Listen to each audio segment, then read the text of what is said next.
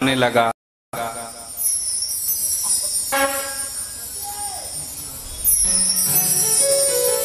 भगवान श्री हरि नारायण ने सिर्फ गायों का और वहां पर यमुना का ही नहीं, जो वृक्ष थे, पत्र पुष्प फल जो वहां लगे थे, उनकी लताओं में, उस गलियों में, उन वृक्षों पर। और यहां सुखदेव जी महाराज कहते हैं कि जिस प्रकार रोहिणी नक्षत्र श्रापित थी, उसी प्रकार से वाद्य यंत्रों में बांसुरी को बड़ा तुच्छ समझा जाता था। उसको भी श्री हरि नारायण ने अपने अधर पर रख करके पवित्र किया है। अर्थात जिसको समाज ने, दुनिया के लोगों ने ठुकरा दिया, उसे श्री हरि नारायण ने अपना करके अपना बनाया है।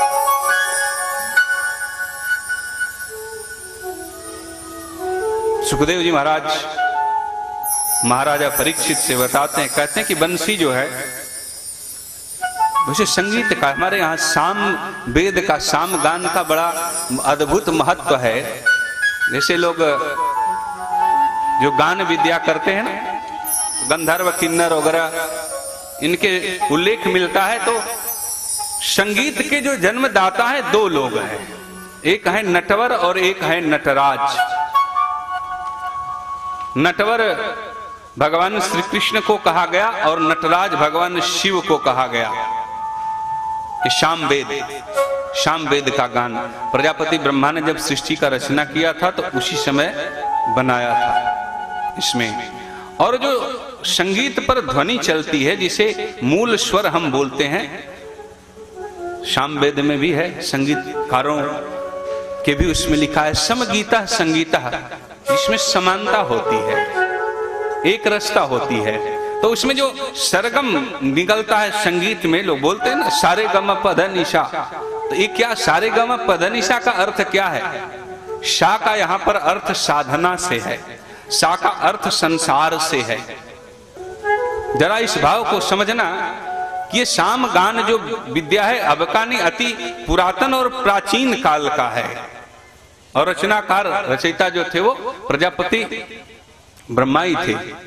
तो जो सरगम गाते हैं लोग, सामिंस साधना, सामिंस संसार, और रे का अर्थ है ऋषि मुनि, सारे, ग का अर्थ है गंधर्व, और म का अर्थ है महिपाल, पृथ्वी का पालन करने वाला, प का अर्थ होता है प्रजा, जिसमें हम सभी लोग आते हैं, और ध का अर्थ होता है जिसने धर्म को धारण किया है।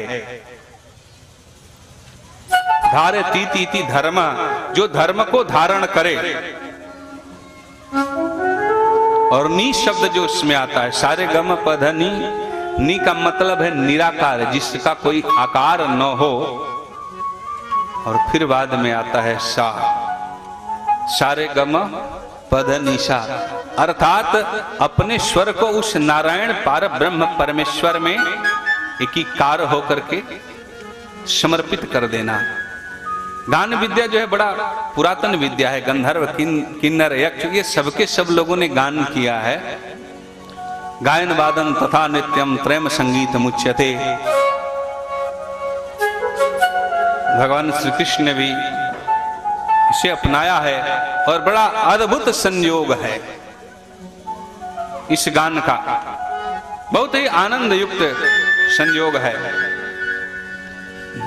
ये साम वेदों में इसका बड़ा महत्व है। 4 वेदों में साम वेद का अत्यंत ही महत्व है। ये सरगम सिर्फ गाने के लिए ही नहीं है, इस सरगम का तात्पर्य जो है, सारे गम पधन, ये 7 द्वार ही तो शरीर में है। और ये 7 स्वर, सप्त स्वर, सप्त ऋषि जब ज्ञान के भाव में उपस्थित होंगे और ज्ञान के प्रतिक्रिया को समझेंगे तो पूरा का पूरा आनंद प्राप्त होगा। तो शाम, भगवान श्री कृष्ण को शाम गान का उनका स्वरूप भी बताया गया है कि वो वेदों में साम वेद है, वेदों में साम वेद है। तो बंसी को भी पवित्र किया है। और जब भगवान श्री कृष्ण ने अपने अधर पर बंसी को रखा है तो शारदा देवी का ध्यान किया। मां शारदा को ध्यान करते हुए उन्होंने कहा कि आप इसमें सारे स्वरों को भर दीजिए। मां सरस्वती शारदा देवी ने कहा कि जैसी आज्ञा प्रभु, और उस बांसुरी में सबके सब स्वर को भर दिया है। ये सब श्री हरि नारायण की ही लीला है। तो जब भगवान श्री कृष्ण गेंद खेलते खेलते उनको याद आया कि गौएं वहां मूर्छित पड़ जाती हैं, अपने प्रभावमय लीला से गौओं को मूर्छित होने से तो बचा लिया, लेकिन कालीय नाग का याद आया। जैसे ही उनको याद आया तो गेंद खेलते खेलते उन्होंने गेंद खेलते खेलते श्री दामा जी हैं, बलराम जी हैं, सारे ग्वाल बाल वहां पर उपस्थित हैं, सबके साथ उन्होंने गेंद को यमुना जी में फेंक दिया। यमुना जी में गेंद को फेंक दिया। अब श्री दामा जी का पूछना, श्री दामा जी ने कहा कि भाई मुझे तो वही गेंद चाहिए, मुझे दूसरा गेंद नहीं लेना है, आप मेरी गेंद ला करके दो। श्री नारायण तो ऐसा महाराज सुखदेव जी ने परीक्षित जी को बताया कि उसके विष से व्याकुल, जो उसका विष था काली नाग का, उससे भगवान श्री कृष्ण का रंग एक तो पहले से ही श्याम थे और श्याम हो गए। काली नाग की दोनों पत्नियों ने कहा कि आप वापस चले जाइए, आप मेरे स्वामी को नहीं जानते, उनके प्रभाव को आप नहीं जानते। श्री नारायण ने उन दोनों नाग पत्नियों की बात को नहीं सुना और अपनी लीला और काली नाग से भगवान श्री नारायण का युद्ध भी हुआ। बाद में जब वो परास्त हो गया तो भगवान श्री के चरणों में आकर के नतमस्तक हुआ, बजाना आरंभ करते हुए यमुना जल से ऊपर की तरफ आए हैं। इधर तट के किनारे पूरा वृंदावन के समस्त वासी लोग एकत्रित होकर के सब के सब देख रहे हैं। यशोदा मैया मूर्छित पड़ गई हैं, नंद बाबा ग्वाल बाल सब के सब तट के किनारे हैं। श्री दामा जी बार बार उनको कष्ट हो रहा है कि मैंने क्यों बोल दिया गेंद लाने के लिए। सारे ग्वाल बाल सुदामा जी को ही कोसने लगे कि सुदामा तुम्हारे ही बाल के कारण से ऐसा हुआ, कन्हैया काली दह में कूद गया। जब श्री हरि नारायण काली नाग के फन पर बैठते हुए बंसी का वादन करते हुए आते हैं, उसने क्षमा याचना किया है। उन्होंने बताया इस स्थान को छोड़ करके तुम समुद्र सागर की तरफ चले जाओ। तो वहां से काली नाग भगवान श्री नारायण के आदेश का पालन किया और चला गया। इधर कन्हैया ने तट के किनारे आकर के अपनी अद्भुतमयी लीला को बताया कि मैंने काली नाग के साथ क्या किया। उधर यशोदा जी को होश आया और अंग में भर लिया है उन्होंने कृष्ण कन्हैया को, और सब हर्षोल्लास के साथ नगर की तरफ चले। अब सबके मन में ये स्पष्ट हो गया, निश्चित हो गया कि ये बालक कोई साधारण बालक नहीं है, क्योंकि बाल्यकाल से ही एक से एक अद्भुत लीला करते चले आ रहे हैं। सबके मन में ये धारणा उपस्थित हो गई। श्री हरि नारायण घर में आए हैं, पूजन वंदन वार सब कुछ यशोदा मैया ने कराया है, शांति पाठ भी कराया है, क्योंकि उनके मन में बार बार ये अवधारणा बैठी हुई है कि कहीं कन्हैया को कुछ हो न जाए, और यह प्रेरणा प्रभु के माया का ही है। एक बार भगवान श्री कृष्ण जब ग्वाल बालों के साथ में गाय चरा रहे थे तो उस समय दाऊ भैया से और उन दोनों में युद्ध हो गया। दाऊ भैया उन्होंने बोला, भाई हम तो यशोदा के पुत्र हैं, ये निश्चित है, क्योंकि नंद भी गोरे हैं, यशोदा भी गोरी है, लेकिन तू पता नहीं कहां से आया है, किसी को पता नहीं, तू तो काला है। ये दाऊ जी ने बोल दिया। ये इस तरह का हंसी चिठोलियां जो है वो यहीं पर नहीं हुआ, ये तो देवताओं में भी चला है, देवगणों में भी चला है। कभी महादेव के घर में चला, कभी ब्रह्मा के घर में चला, कभी विष्णु के घर में चला, सबके घर में चला। भगवान भोलेनाथ के भी घर में चला और यहां श्री हरि के लीला में भी चला। भगवान भोलेनाथ के घर में गणेश जी ना कार्तिकेय जी को लड्डू दिखाते, बोलते हैं लड्डू खाएंगे, और जब कार्तिकेय जी मांगते हैं लड्डू तो गणेश जी खुद खा जाते हैं। तो कार्तिकेय जी आकर के मैया पार्वती से कहा उन्होंने कि मैया आपने तो मुझे ऐसे स्थान पर भेज दिया जहां मुझे भक्त लड्डू नहीं चढ़ाते, और ये जो गणेश है ना ये लड्डू दिखा के ललचाता है। गणेश लड्डू दिखाता, बोलता लड्डू खाओगे, जब मैं मांगता हूं लड्डू दो तो ये अपने खा जाते, मुझे नहीं मिलता। तो ऐसा शास्त्र में उल्लेख मिलता है कि कार्तिकेय जी ने गणेश जी को श्राप दे दिया, कहा कि जाओ तू अकेले लड्डू खा रहे हो तो तुझे रक्त विकार हो जाएगा, जिसे आज अब बोलते हैं ना, आज की भाषा में उसको शुगर बोलते हैं। अलग बोलते हैं उनको शुगर पकड़ लिया है, भाई मिठाई कम देना खाने के लिए। तो गणेश भगवान को भी शुगर पकड़ लिया। तो बाद में जम्बू फल, जम्बू का अर्थ होता है जामुन, जामुन खाने से गणेश जी का ये रोग दूर हुआ। फल चारु भक्षणम, उसमें जम्बू फल भी मिला तो गणेश जी का शुगर दूर हुआ। अब यहां पर वृंदावन में भी वही कहानी चल रही है। दाऊ भैया ने कह दिया कि भाई यशोदा जी गोरी है, हम नंद भी गोरे हैं, तो जो दोनों लोग गोरे हैं मैं भी गोरा हूं, इसलिए मैं तो पुत्र हूं, लेकिन पता नहीं तू मोल में आया कि कहां से आया, मुझे नहीं पता है। अब किसी को इस तरह का ताना मार दे तो वो बड़ा शांत कैसे रह सकता है। कन्हैया रुष्ट हो गए, अब बीच में ही खेल छोड़ करके चल दी। ये बाल क्रीड़ा है, बाल लीलाओं का वर्णन है।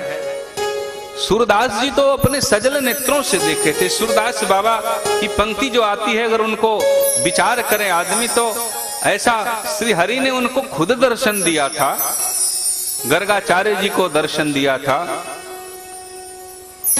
तो जो वृंदावन का तट है, वहां का बंसी का बट है, गायों के चराने का स्थान, ये सबका सब नारायण युक्त होकर के नारायणमय, इसमें भी रहस्यमय लीला है। आपको मैंने कल की कथा में बताया था कि पिछले रामावतार में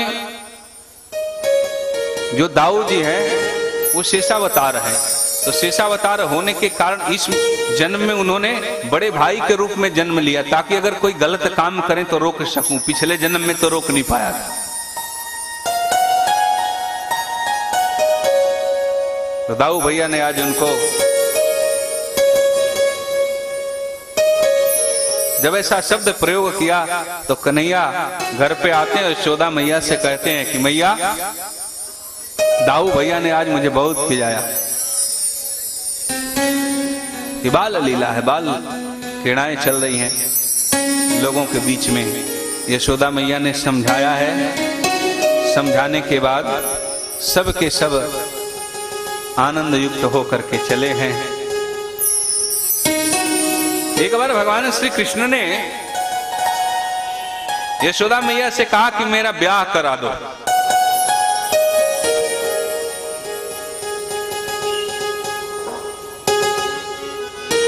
ये जो गोपियां हैं ना, ये जो गोपी है वृंदावन की मैया, ये मुझे बहुत परेशान करती हैं। अब बाल रूप में श्री हरि नारायण है, यशोदा मैया हंसने लगी। उन्होंने कहा मेरा ब्याह करा दो। प्रस्ताव रखा सामने, यशोदा मैया मुस्कुरा रही हैं। वात्सल्य भाव होने के कारण कहती हैं कि भाई जब तू बड़ा हो जाएगा ना, बहुत अपने नंद बाबा की तरह हो जाना, तब तुम्हारा शादी होएगा। वो जिद करते हैं कि मुझे मेरी शादी करा दो। बाल हठ है, और बाल हठ के आगे क्या चलता? बाल रूप है, छोटा सा बालक का जो भाव होता है, वैसे ही छोटी छोटी लीलाएं प्रभु कर रहे हैं वहां वृंदावन के धाम में। ये बार बार मुझे परेशान करते। वृषभानु भाई, हम लोग सभी राधा रानी को याद करें जो वृषभानु लली की दुलारी है। ब्रह्मा जी को बहुत मोह हो गया। वो सोचने लगे कि कहीं ये जाकर के पृथ्वी पर पृथ्वी के वासी तो नहीं हो गए। भगवान श्री हरि नारायण के इस अद्भुत लीला को देख करके ब्रह्मा जी मोहित हो गए। वो सोचने लगे कि ये त्रैलोक्य का सृष्टि का पालन करने वाले भगवान विष्णु कहीं ऐसा तो नहीं कि पृथ्वी पर जाकर के पृथ्वी के ही वासी हो गए हैं और ये माखन चोरी में गोपियों के साथ रास विहार में यमुना तट बंसी बटे ये सब के सब पर कहीं वहां पर जाकर के संसारी तो नहीं हो गए। तो एक बार क्या हुआ कि भगवान श्री हरि नारायण की परीक्षा के उद्देश्य से उन्होंने ग्वाल बाल और बछड़ों को ब्रह्मा जी ने चुरा लिया। जो ग्वाल बाल थे और बछड़े थे सबके सबको ब्रह्मा जी उठा ले गए ब्रह्मलोक में। भगवान ने ब्रह्मा जी की उस लीला को समझ लिया और अपने से ही उन्होंने वैसे का वैसे गाय, वैसा बछड़ा और वैसा गोप बाल सब कुछ बना दिया। वैसा ही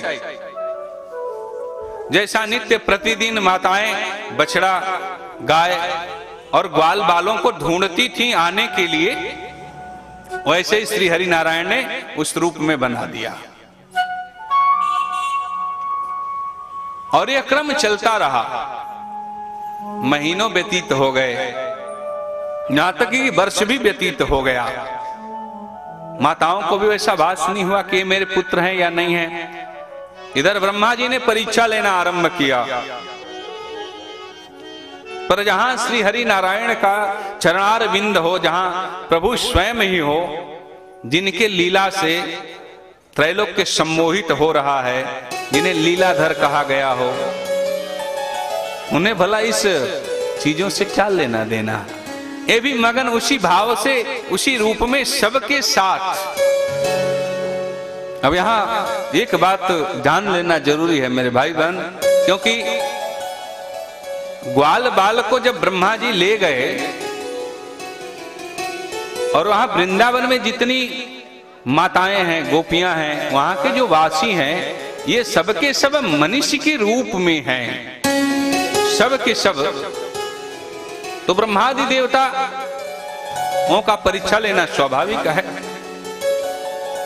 पर जब ब्रह्मा जी को ये भान हो गया, ये बोध हो गया कि इतना समय व्यतीत होने के बावजूद भी श्री हरि नारायण जिस कार्य के लिए पृथ्वी पर गए हैं वो तो अपना ही कार्य कर रहे हैं, तो ब्रह्मा जी बड़े लज्जित हुए, बड़े शर्मिंदित हुए हैं। और उन्होंने भगवान का स्तुति किया है, गुणगान किया और कहा कि प्रभु आप तो सतरज तम की आत्मा हैं, आप निर्गुण विकार हैं, गुणातीत हैं, सबके अंदर निवास करने वाले हैं। आपकी इस सम्मोहिनी लीला को मैं समझ नहीं सका, इसलिए है नारायण आप मुझे क्षमा करें। मैं आपको वो वृंदावन का गाय चराने वाला, वो माखन चोर, साधारण सा बालक समझने का भूल कर बैठा। ब्रह्मा जी निवेदन करने लगे श्री हरि नारायण को। महाराज परीक्षित ने पूछा, कहा कि जब ब्रह्मा जी स्वयं ब्रह्म तत्व के ज्ञाता थे, ब्रह्म तत्व को जानते थे, तो फिर वो इस तरह की महामाया में कैसे पड़ गए? उन्होंने प्रश्न किया है कि इस तरह की प्रक्रिया में वो पड़ कैसे गए। सुखदेव मुनि कहते हैं कि श्री हरि की माया से कौन सम्मोहित नहीं है राजन, अर्थात उनकी माया से सब के सब लोग सम्मोहित हैं। कोई ऐसा व्यक्ति नहीं बचा जो श्री हरि की माया से सम्मोहित न हुआ हो। ब्रह्मा जी का मोह दूर हुआ, श्री हरि ने दूर किया और ग्वाल बाल को पुनः उन्होंने वापस किया। सब नियमानुसार कार्य पुनः चलने लगा। परम पवित्र पावन यमुना का जो तट है उसमें बाल क्रीड़ा बाल लीला अद्भुत चल रही है। एक बार भगवान श्री कृष्ण ने वनभोज की व्यवस्था किया और ग्वाल बालों से कहा कि भाई जिसके घर में जो होगा वो सभी लोग लेकर के आएंगे, कुछ न कुछ अपने घर से सब लोग लेकर के आएंगे। छीकों में बांध करके, उस समय शब्द छीको प्रयोग होता था, तो सारे ग्वाल बाल की जो माताएं होती थी उन्हें कुछ न कुछ खाने के लिए देती थी। माखन मिश्री जो जिसके घर में जो बन पड़ता था वो सब लेकर के आते थे और गायों को चराते थे। जब दोपहर का समय होता था तो सब गंगा तट के किनारे प्रसाद ग्रहण करते थे, सब एक दूसरे को बांटते थे। ये हमारे यहाँ बहुत पुरानी परंपरा रही है, एक दूसरे को एक साथ लेकर के चलना सहयोग के रूप में। संग छध्वम शंबदध्वम, साथ साथ चलिए, सब एक दूसरे को लेकर के चलिए। तो भगवान श्री हरि नारायण ने एक बार ग्वाल बालों के साथ वनभोज की तैयारी की। अब आज की बात तो मैं नहीं कर सकता, आज तो उसका नया रूप बन गया है। लोग उसको वनभोज, जिसे लोग उस समय कहा करते थे, इसे आज लोग पिकनिक मना लिया। आज के लोग उसको दूसरा ही रूप दे दिए हैं। आज का वनभोज कुछ और ही होता है, वो लोग जाते हैं इधर उधर घूमते हैं फिर चले आते हैं। लेकिन उस समय का वनभोज जो था, श्री हरि नारायण ने देखना यहां पर ये इस अद्भुत लीला में कि उन्होंने सबको, वहां पर भेदभाव नहीं है कि कौन कितना बड़ा अमीर है या गरीब है, ऐसा कुछ लेना देना नहीं है। वहां पर कुछ इसका मतलब ही नहीं है। वनभोज की तैयारी हुई और सारे ग्वाल बाल नियमानुसार सबके सब अपने अपने घर से कुछ न कुछ लेकर के चले हैं। एक ग्वाल के पास में माखन मिश्री नहीं था, तो सब लोग जब अपना छीको खोलने लगे तो खोलने के साथ सब एक दूसरे के जो थाली, उस समय का वन में तो थालियां पत्तल उसको बोलते हैं, वो जो मिला तो उसको सब लोग अपने अपने पत्तलों पर निकाल करके रखते चले जा रहे हैं। तो एक ग्वाल जो था उसके पास में माखन मिश्री नहीं था, तो भगवान श्री नारायण ने उसके भाव को समझ लिया, वो अपने घर से सत्तू ले आया था। थोड़ा गरीब ग्वाल था, उसके पास वो चीजें नहीं थी, माखन मिश्री होना चाहिए वो नहीं था, तो वो उसमें सत्तू लेकर के आया हुआ था, जो उसके घर में था उसे लेकर के आया। भगवान श्री हरि नारायण ने उसके भाव को समझ लिया और अपना सारा का सारा माखन उसके थाली में डाल दिया। उसके पत्तल में सबका सब अपना माखन मिश्री अपने भी दिया और सारे ग्वाल बालों से भी कहा देने के लिए। और उसने जो सत्तू लाया था वो सबके सबको बांटा है श्री हरि नारायण ने, और अपने भी स्वयं खाया।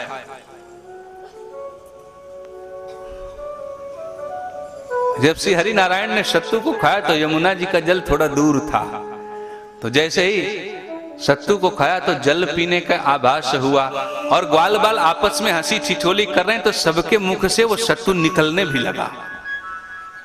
एक दूसरे के मुख से सत्तू निकलने लगा तो भगवान श्री हरि ने हंसते हुए कहा कि भाई ये तुम्हारा सत्तू तो सत्याग्रह कर रहा है। तो सारे ग्वाल बाल दौड़ते हुए यमुना जी में जल पीने को गए और सबों ने जल पान किया। तो हमारे कन्हैया परम प्रभु बड़े कृपालु हैं, बहुत ही दयालु हैं।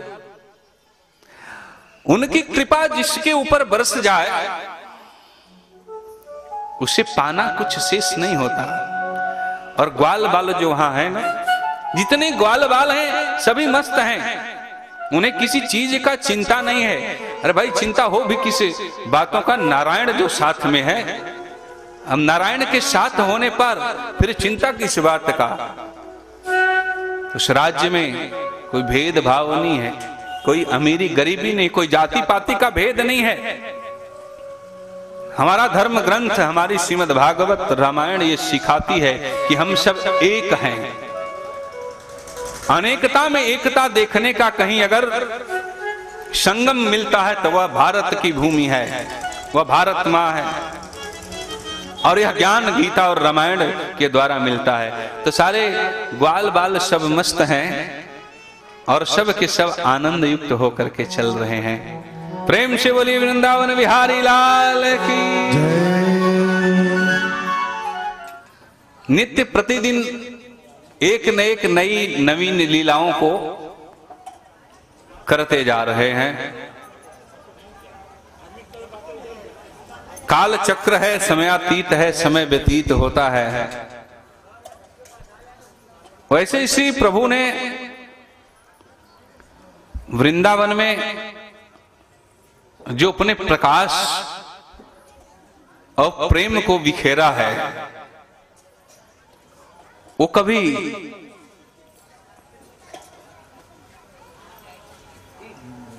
माखन चोर के रूप में, कभी गाय चराने के रूप में,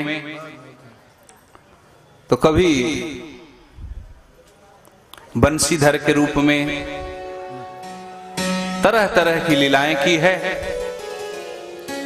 नंद बाबा, यशोदा मैया, रोहिणी, दाऊ जी, सारी गोपियां, गोप वृंद सब के सब आनंद के साथ मगन है।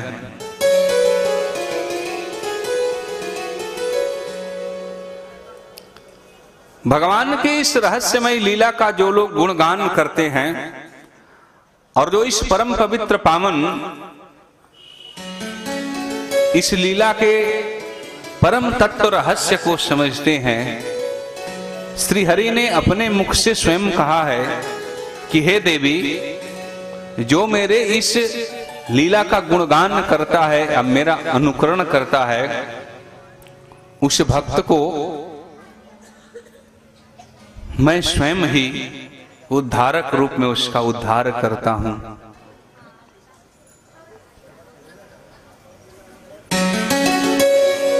लताओं में, गलियों में, कुंज में, वन में, सब में प्रेम का आनंद है। प्रेम रंग में सब रंगे हैं, कृष्ण के रंग में रंगे हैं। तभी तो लोगों ने, दुनिया में भाई बहुत सारे रंग होते हैं, तरह तरह के रंग बिरंगे हैं, रंग हैं, लेकिन एक ऐसा रंग है कि उस रंग में रंगने के बाद कोई दूसरा रंग फिर उस पर चढ़ता नहीं। मानव के चोला में जब एक रंग मिल जाता है तो दूसरा रंग उसके ऊपर नहीं चढ़ता, और सारे रंगों पर तो कोई दूसरा रंग चढ़ सकता है, लेकिन श्याम का जो रंग है, श्याम का अद्भुत रंग है। इस रंग में जो रमा, उसे कहीं दूसरे जगह जाने की जरूरत नहीं। जिस श्री हरि नारायण का, उसका सब कुछ मधुर ही है, सब कुछ मधुर है। अधरम मधुरम, वदनम मधुरम, नयनम मधुरम, चलितम मधुरम, भ्रमितम मधुरम, वेणुर मधुरा, रेणुर मधुरा। गाय भी मधुर है, बोलते मधुर हैं, उनका अधर मधुर है, मुखमंडल मधुर है, भौहें मधुर हैं, नेत्र मधुर हैं, सब कुछ तो मधुर ही है। वहां पर सब कुछ मधुर है।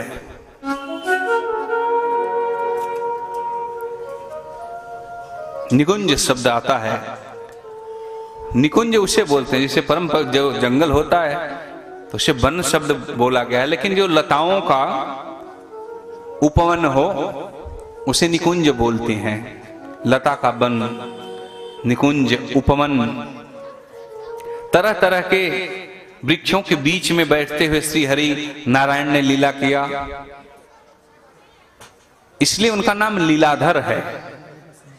बांके बिहारी भी बोलते हैं, ब्रजरास रचैया बोलते हैं, धेनु चरैया बोलते हैं। ऐसा तरह तरह के श्री हरि नारायण का अलग अलग रूपों में नाम है और उस नाम के अनुसार उन्होंने लीला भी किया, रास रचाई है। तो रास मंडल में सब के सब, लेकिन हर लीला के पीछे एक ही चीज आता है। सारे महर्षि और मनीषी गण यही बताते हैं, श्रीमद् भागवत का भी यही कथन है कि उस रास को करते हुए श्री हरि नारायण ने कभी भी संसार रूपी वासनात्मक चीजों में नहीं गए, वासना ने छुआ ही नहीं। प्रेम कैसा होना चाहिए? प्रेम तात्विक होना चाहिए, प्रेम वासनात्मक नहीं होना चाहिए। प्रेम बड़ा पवित्र है, प्रेम मन का होता है, प्रेम तन का नहीं होता है। अगर किसी के मन में यह अवधारणा हो कि राधे कृष्ण का जो प्रेम वो योग तत्व का प्रेम है, वो निर्मल प्रेम है, राधा और कृष्ण के बीच जो प्रेम है बहुत तात्विक प्रेम है। तुच्छ जन, अक्षम बुद्धि वाले लोग ये समझते हैं कि वो रास रचाने वाले भगवान श्री कृष्ण का तन का प्रेम हो सकता है। हमारे श्री हरि नारायण का कभी तन का प्रेम रहा ही नहीं। वो जो प्रेम है वो आत्म तत्व का है, आत्मा के मिलन का प्रेम है, वो अद्भुत प्रेम होता है। वह प्रेम अकथनीय है, उस प्रेम को कहा नहीं जा सकता। प्रेम के भूखे हैं श्री हरि। और वृंदावन की गोपियां जितनी, उनको प्रेम का रहस्य पता है। रहस्यमयी गोपियां हैं, उनको प्रेम का रहस्य मालूम है कि ये प्रेम क्या है। प्रेम सिर्फ एक लोक में नहीं किया जाता है, प्रेम जन्म जन्मांतर तक होता है। एक लोक में नहीं, हर लोक में होता है।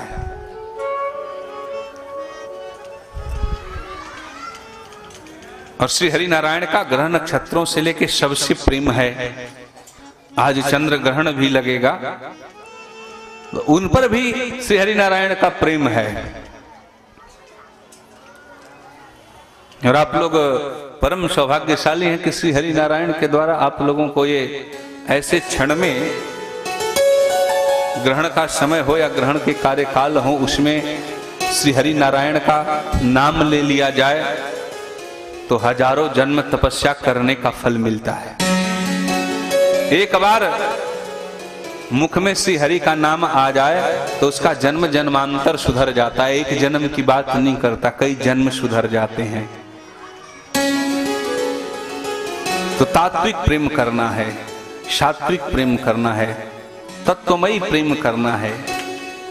लीलाएं तो चलती रहती हैं, लीलाएं हैं, उसमें नाना प्रकार का, कभी माखन चुराएंगे, कभी वस्त्र चुराएंगे, कभी गाय दोहन की कला में निपुणता दिखाते हैं।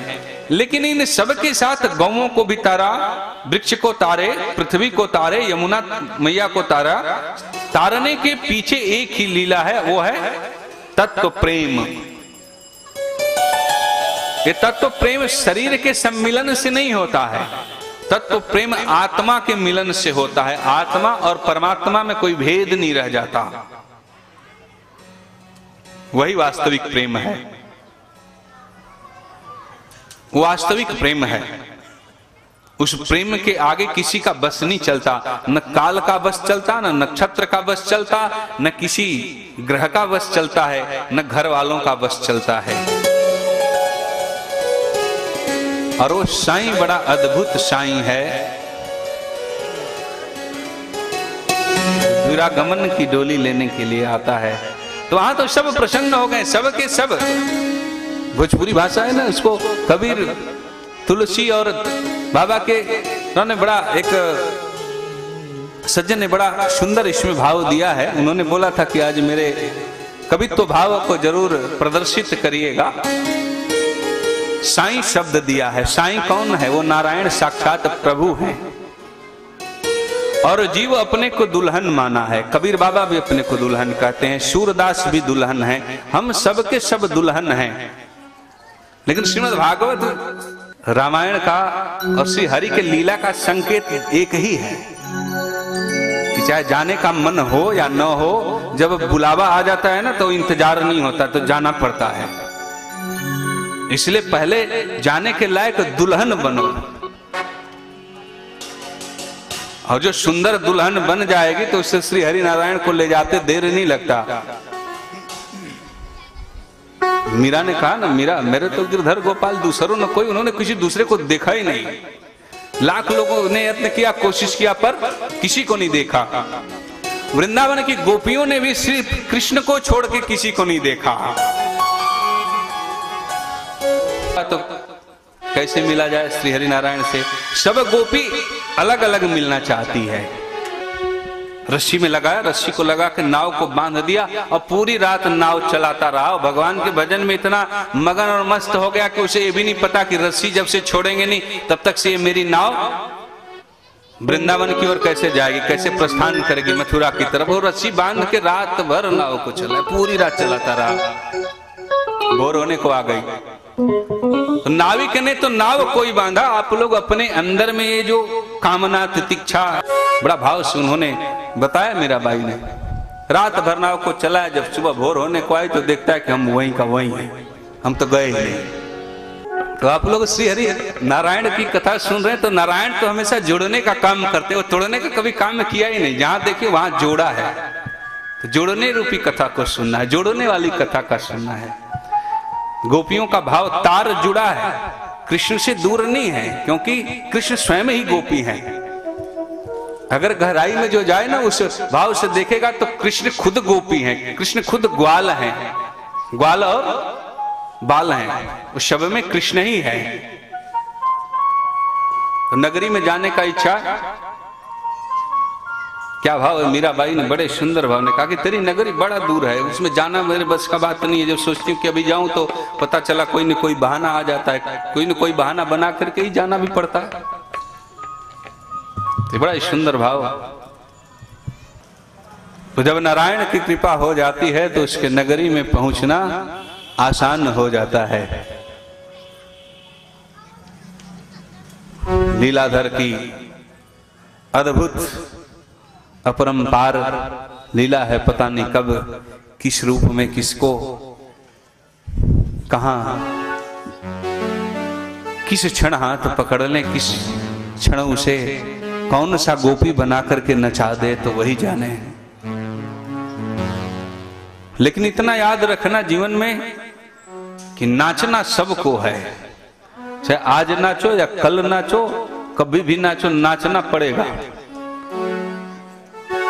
और आदमी को या बंसी को, कहीं भी बंसी भी बेचारी कभी कभी सोचने लगती थी भगवान श्री कृष्ण के आधार पर कि ये उल्टा बजाएगा कि सीधा बजाएगा, कोई भरोसा नहीं, पता नहीं किधर से बजा देंगे। उसी तरह से मानव का जो जीवन है ना, ये मनुष्य का तन, इसको ये सीधा में बजाएंगे कि उल्टा बजाएंगे तो वही जानते हैं। जब सीधा बजाते हैं तो जीव को शांति मिलती है, शक्ति मिलती है, और जब थोड़ा सा उल्टा बजाते हैं तो व्याकुलता बढ़ जाती है। तो जिसको सीधा ही चलना है, सीधा सीधा निकलना है भाई, उल्टा ना बजाए। इसलिए उसके बजाने से पहले अपने को इतना सुंदर बंसी बना लो, इतना सुंदर गोपी बना लो, इतना सुंदर दुल्हन बना लो कि जब वो आए लेने के लिए तो मस्ती में हंसती है। कुछ क्षणों के बाद तो माँ बाप को भूल भी जाती है। और कुछ क्षण की तो बात, आज का समय ऐसा आ गया कि कुछ क्षण क्या, वो पहले पढ़ने के टाइम में आजकल भूल करके लोग लेके चले जाते हैं। बोला कृष्ण ने तो केवल वृंदावन में रस रचाया ना, हम तो जहां जब मन में आएगा तभी रचा लेंगे, हम कृष्ण से भी आगे चलेंगे। आजकल जो लोग हैं वो कृष्ण से भी आगे चले जा रहे हैं।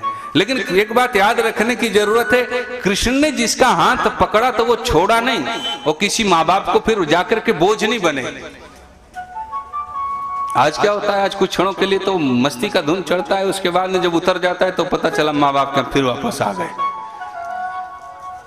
तो जिसका भी हाथ पकड़ो, जिससे भी प्रेम करो, तो आनंद के साथ प्रेम करो। आप लोगों को यहां भगवान श्री कृष्ण ने मैया से कहा कि मेरा भी ब्याह करा दो। हमारे हिंदू धर्म में विवाह शब्द जो है वो बड़ा पवित्र माना गया है। विवाह भी उपसर्ग है, वाह शब्द अर्थात निर्वाह शब्द से बना है। इसका अर्थ होता है उत्तमता की प्राप्ति, अर्थात कन्या जो होती है वो पति को और पति कन्या को प्राप्त करता है। इसका बड़ा गहरा अर्थ है ब्रह्म विवाह का।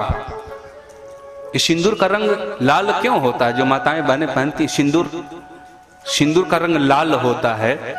और आप लोगों को पता होगा कि सिंदूर दान जब करते हैं तो उसमें सन और सुगैली होता है, इसको ले से उसे सिंदूर दान करते हैं। तो हमारे प्राचीन मनीषियों ने जो मार्ग बताया है, जो उसमें शास्त्र में उल्लेख किया है, उसका अर्थ होता है कि सन के समान तुम्हारे बाल सफेद हो जाएंगे तब तक मैं अपना रक्त दे करके रक्षा करूंगा। यह वर जो है संकल्प लेता है। इसलिए हमारे शास्त्र में कहीं कोई डाइवर्स शब्द नहीं मिला, संबंध विच्छेद का शब्द मिला ही नहीं। इतना पवित्र है हमारी संस्कृति, इतना पवित्र है हमारा हिंदू विवाह। तो आज लोग क्या करने जाते, बोलता है तो मैं गया कोर्ट में करके आ गया। आजकल बड़ा करते लोग, उसको अंग्रेजी भाषा में बोलता लव मैरिज करके आया है। पहले लव किया, बाद में मैरिज किया। हमारे यहाँ सिर्फ प्यार ही प्यार होता था, कभी लव वव नहीं होता था। करना होता अगर ऐसा तो भगवान श्री राम भी किए होते, कृष्ण ने भी किया होता। तो ये लोग प्रेम नहीं, जिसका हाथ पकड़ते थे तो हमेशा के लिए पकड़ते थे, छोड़ने के लिए नहीं। तो गृहस्थ जीवन चलाना है तो अपने श्री हरि नारायण से सीखना है। वो एक क्षण एक दूसरे से दूर नहीं होते। तो भगवान श्री कृष्ण की इस लीला से आप लोग अपने जीवन को पवित्र पावन करें।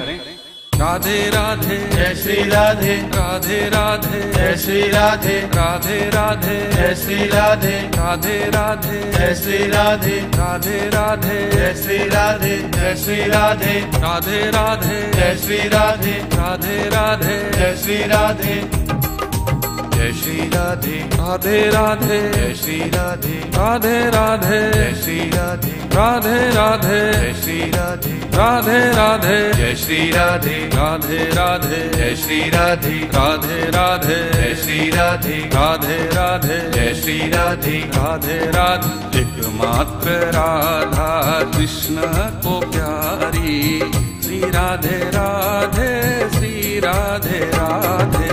एकमात्र राधा कृष्ण को प्यारी, श्री राधे राधे, श्री राधे राधे। राधे राधे जय श्री राधे, राधे राधे जय श्री राधे, राधे राधे जय श्री राधे, राधे राधे जय श्री राधे, राधे राधे जय श्री राधे, राधे राधे जय श्री राधे, राधे राधे जय श्री राधे, राधे राधे जय श्री राधे, राधे राधे जय श्री राधे, जय श्री राधे, राधे राधे जय श्री राधे, राधे राधे जय श्री राधे, जय श्री राधे, राधे राधे जय श्री